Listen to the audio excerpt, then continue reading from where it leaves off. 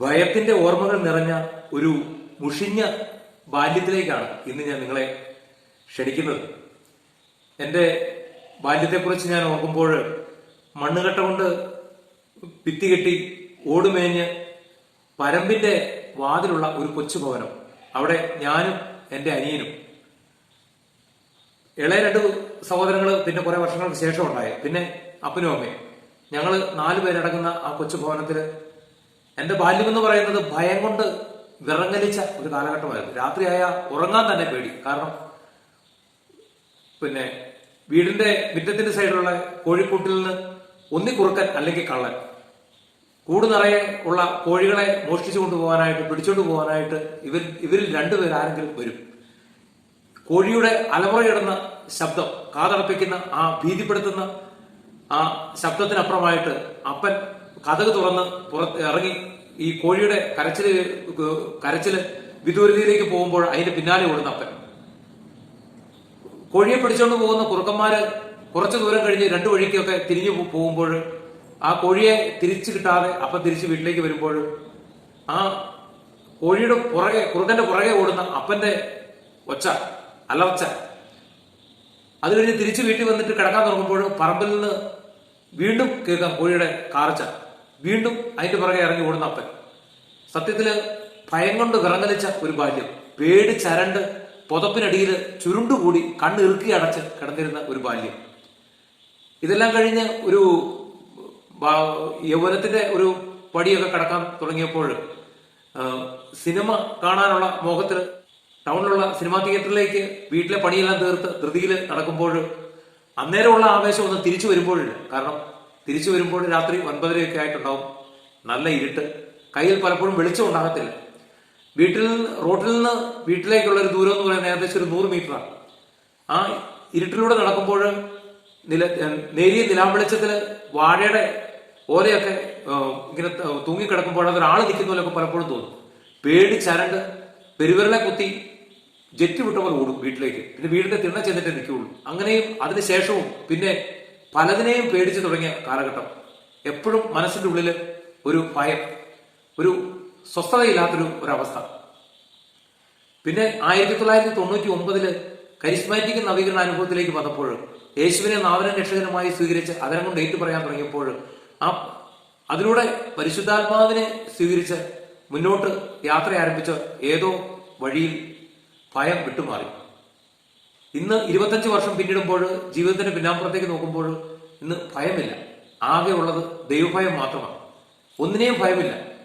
പലപ്പോഴും അലട്ടിയിരുന്ന ആ കാലഘട്ടത്തിലൊക്കെ അലട്ടിയിരുന്ന ഒരു മരണഭയം ഉണ്ടായിരുന്നു. മരിച്ചു പോകുമെന്നുള്ള ഉത്കണ്ഠ, ആകുലത. ഇന്ന് അത് തീരെയില്ല. പ്രിയപ്പെട്ടവരെ, എങ്ങനെയാണ് ഒരു മനുഷ്യനിൽ ഭയം കടന്നു വരുന്നത്? ഇന്ന് നമ്മുടെയൊക്കെ ജീവിതങ്ങളെ എടുത്തു നോക്കുവാണെങ്കിൽ നമ്മളെ പിടികൂടിയിരിക്കുന്ന ഏറ്റവും വലിയൊരു വ്യാധിയാണ്, ഒരു ഭീകരമായ ഒരു അവസ്ഥയാണ്, ഒരു പിടിച്ചു കെട്ടപ്പെട്ട ഒരവസ്ഥയാണ് ഭയം. ഒരു മനുഷ്യൻ ഭയത്തിന് അടിമപ്പെടുന്നത് അവന്റെ ജീവിതം സാത്താൻ പിടിച്ചെടുക്കുമ്പോഴാണ്. പാപം ചെയ്ത് സാത്താന് തന്റെ ജീവിതം അടിമ വെക്കുമ്പോഴാണ് ഒരു മനുഷ്യനിലേക്ക് ഭയം നിറയാൻ തുടങ്ങുന്നത്. അർഹതയില്ലാത്തത് നേടുക, മോഷ്ടിക്കുക, കള്ളത്തരം പറയുക, പരദൂഷണം പറയുക, അഴിമതി നടത്തുക, അന്യായം ചെയ്യുക, അങ്ങനെ ഓരോ വിധത്തിലും ദൈവത്തിന് നിരക്കാത്ത പ്രവർത്തികൾ ചെയ്തു വരുമ്പോൾ അവനിൽ സാത്താൻ പിടിമുറക്കും. ഈ തിന്മയുടെ സ്വാധീനം, അവനിൽ കടന്നുകൊണ്ടിരിക്കുന്ന തിന്മയുടെ അടിമത്തമാണ് അവനിൽ ആ ഭയം നിറയ്ക്കുന്നത്. പ്രിയപ്പെട്ടവരെ, ഇന്ന് ഭയം നിമിത്തം ജീവിതത്തിൽ യാതൊരു ഉയർച്ചയും നേടാൻ സാധിക്കാതെ ജീവിതം മരവിച്ച് മുന്നോട്ട് പോകുന്ന അനേകം മനുഷ്യന്മാരുണ്ട്. ഈ അടുത്ത കാലത്ത് ഒരു പെൺകുട്ടി, അവള് കോഴിക്കോട് ഒരു അറിയപ്പെടുന്ന ഹോസ്പിറ്റലിൽ നേഴ്സായിട്ട് ജോലി ചെയ്യുന്നു. അവക്ക് കുവൈത്തിലേക്ക് നല്ല ശമ്പളത്തിന് ഒരു ജോലി കിട്ടിയിട്ട് അവക്ക് പോകാനായിട്ട് സാധിക്കുന്നില്ല. ഒരു ആത്മീയ ഷെയറിങ്ങിനായിട്ട് മാതാപിതാക്കളോടൊപ്പം എൻ്റെ അടുത്ത് വന്നപ്പോൾ അവർ പറയുകയാണ്, അവക്ക് പേടിയാണ്, വിമാനം കയറാൻ പേടി, അവിടെ ചെന്ന് കഴിഞ്ഞാൽ എന്ത് സംഭവിക്കും എന്നുള്ളതിനെ കുറിച്ചുള്ള ഭയം. അതുകൊണ്ട് അവൾ ഇവിടെ കിട്ടുന്ന ആ ചെറിയ ശമ്പളത്തിൽ അവൾ ഒതുങ്ങി കഴിയുകയാണ്. പ്രിയപ്പെട്ടവരെ, ഇങ്ങനെ പല രീതിയിലും ഭയം വിഴുങ്ങി ജീവിക്കുന്ന മനുഷ്യന്മാരിന്ന് നമ്മുടെ ചുറ്റുവട്ടങ്ങളിലുണ്ട്. യെശയ്യാ പ്രവാചകന്റെ പുസ്തകം 41-ാം അധ്യായം 10-ാം വാക്യത്തിൽ പിതാവ് നമ്മളോട് അരുളി ചെയ്യുന്നു, ഭയപ്പെടേണ്ട, ഞാൻ നിന്നോട് കൂടെയുണ്ട്. സംഭ്രമിക്കേണ്ട, ഞാനാണ് നിന്റെ ദൈവം. ഞാൻ നിന്നെ ശക്തിപ്പെടുത്തുകയും സഹായിക്കുകയും ചെയ്യും. എന്റെ വിജയകരമായ വലതുകരം കൊണ്ട് ഞാൻ നിന്നെ താങ്ങി നിർത്തും.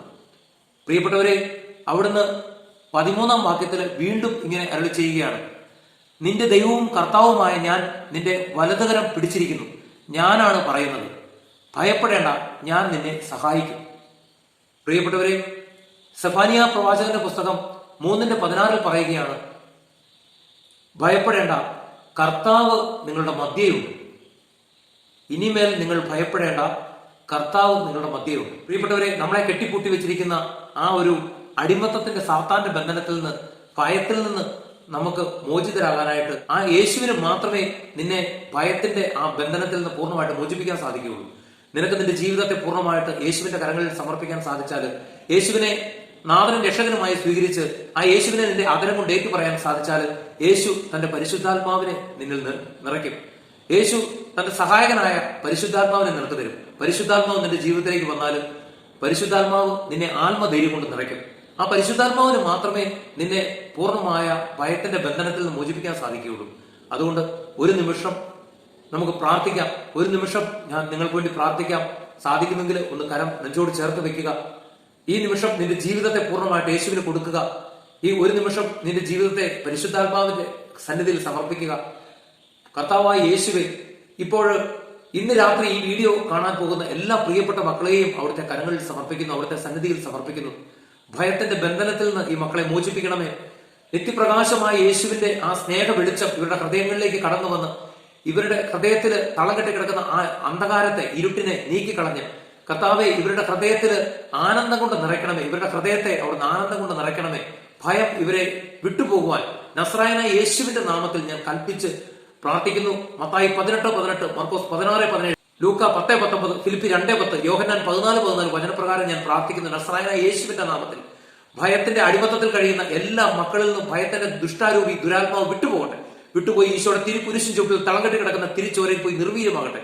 യേശുവിന്റെ സ്വാതന്ത്ര്യത്തിന്റെ ആത്മാവ്, യേശുവിന്റെ പരിശുദ്ധാത്മാവ് ഇവരുടെ മേൽ ഇപ്പോൾ വന്ന് നിറയട്ടെ. യേശുവിന്റെ സ്നേഹ സ്വാതന്ത്ര്യത്തിലേക്ക് ഈ മക്കൾ ഇപ്പോൾ കടന്നു വരട്ടെ. യേശുവെ, ഇവരുടെ മേൽ അവിടുത്തെ കരുണ ചൊരിയണമേ, കൃപ ചൊരിയണമേ എന്ന് പ്രാർത്ഥിക്കുന്നു. യേശുവെ സ്തോത്രം, യേശുവെ നന്ദി, യേശുവെ ആരാധന.